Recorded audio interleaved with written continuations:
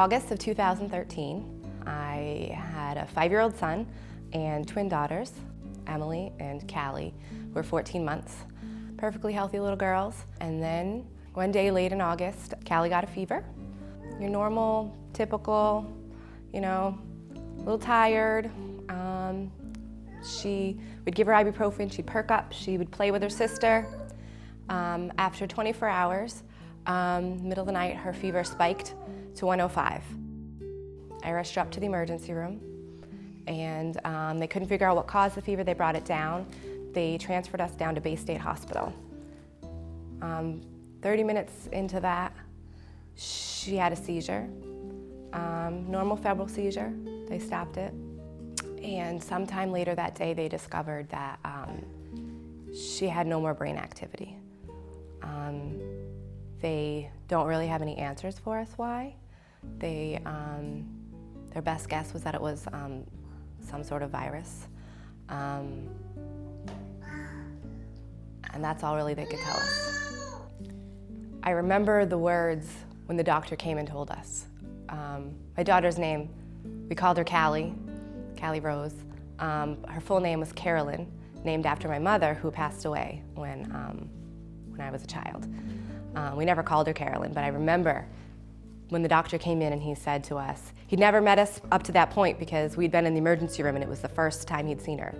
So he came in, introduced himself to us, and he said, "Your Carolyn's never gonna be the same anymore. She's gone." I remember I was with my husband at that point and I fell to the floor and I looked at him and I said, "I'm not gonna survive this. I'm not gonna be able to walk out of here without her." And at that moment, I believed that. I just was like, how do you get through that? And truthfully, I don't even think we believed it at that point. We still had hope that maybe she would be okay. And so that was a Friday. And we were there for another 3 days, really just hoping that maybe they could find something, that they would be able to fix her, that she'd be okay. It was about like the next day, and we were looking for anything, any sign of activity that she'd be all right. And I remember her eyes changed, and I thought, maybe she's gonna be okay. And so we called the doctor in, and we said, "Is this a good sign?" And he looked at me, and he said, just shook his head. And at that moment, I knew that we were gonna have to say goodbye to her. And for a moment, I broke. And then the strangest thing happened, is this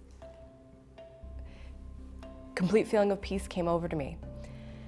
And I looked at my daughter and I was like, this moment's not about me. This is my last moment with her, my last chance to mother her, and I had a job to do. I had to say goodbye to her, and I had to let her know that we loved her, and it was her time to go. And I asked to hold her. At that point, she'd been in the hospital bed, and we'd held her hand, but I hadn't held her. And I asked if I could hold her, and they brought her to me.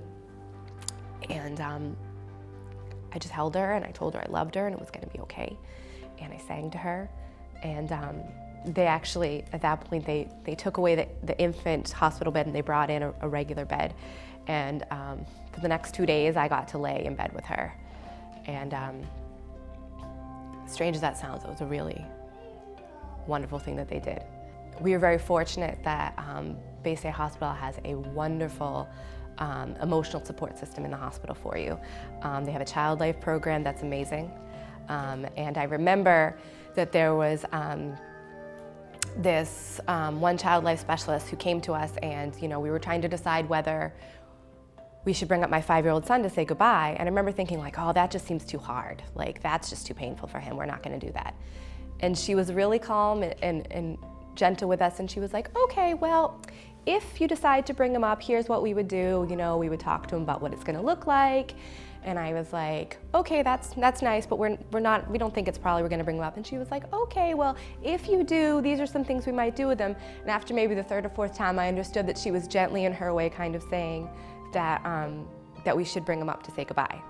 And we did, and I am so thankful to her that she did that, and that she did it in a way that allowed us to sort of make that decision for ourselves. And my son came, and he was amazing. And he climbed right up on the bed next to his sister, and he told her he loved her, and that he was going to miss her, and said goodbye to her. And we did handprints with him, with his sister while he was there. And it was such an incredible, special moment for him and for our family, and it was so important to him. And I'm so thankful to the child life specialist for giving us that moment. And so after 4.5 days in the hospital, my husband and I staggered out, kind of dazed and in shock still. And you know, in that whole time that we were in the hospital, we didn't have a change of clothes, didn't have any personal care items, didn't have anything. And so we were dirty, we hadn't showered. You know, all this time we spent meeting with doctors and specialists and neurologists and hoping that there was something we could do. And after I came home and the shock started to wear off, you know, that feeling of peace that I had in the hospital kind of went away a little bit. And I felt really, really isolated and really, really alone. And I remember the feeling when everybody reached out to us right after it happened and how important that was to me.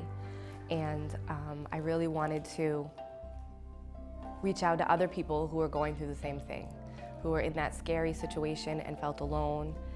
And I thought, my husband and I thought that one of the things that we could do was to create these personal kits that would have personal care items. So we decided to start the Callie Rose Foundation. And our first project are Callie Care Kits, which we fill with all kinds of personal care items, toothbrushes, soap, shampoo, a change of clothes. For me, when I was there, you know, I came with nothing. I came with, you know, my purse, and that's it. I didn't have anything with me, and it was incredibly difficult to leave my daughter's side. We managed one quick trip down to the gift shop where I got a toothbrush, and that was it. And I didn't have soap or deodorant or anything else, and I didn't even think about it, and I couldn't bring myself to leave her again. These care kits will be provided to the families who are staying with their kids unexpectedly in the pediatric intensive care unit at Bay State, so that they'll have those items at the ready and they won't have to leave their child's side. They're a very practical, helpful thing, but also we hope that it lets them know that people care about them, people are thinking about them, because I know for us, that connection with people was what got me through those days, those really, really dark days, and we're kind of hoping that this will sort of reach out to those families and help them get through that time too.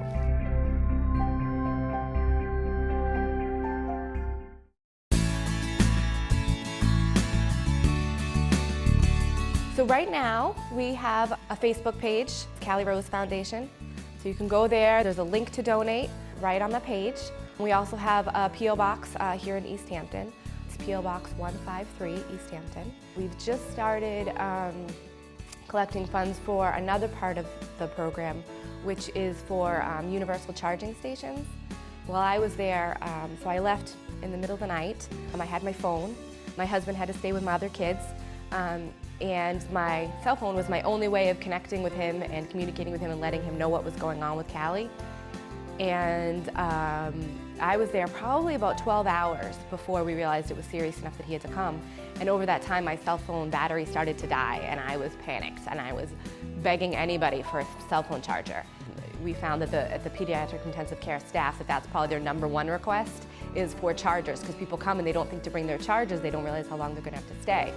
So we are collecting funds to hopefully put in a universal charging station in all 7 of the rooms of the pediatric intensive care unit.